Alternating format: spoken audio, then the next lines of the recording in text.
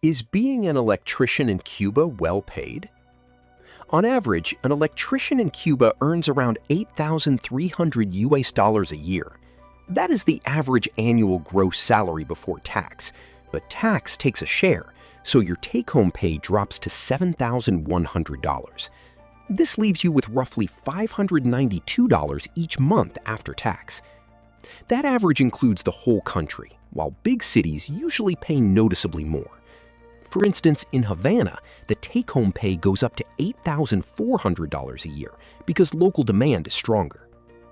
Even though jobs outside Havana bring in less money, the lower cost of living often offsets that advantage.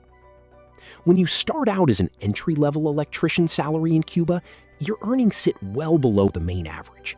Pay goes up fairly quickly early on, though it tends to plateau unless you move into supervision. Having a university degree creates a clear gap in average electrician pay, even if the basic role does not require one locally.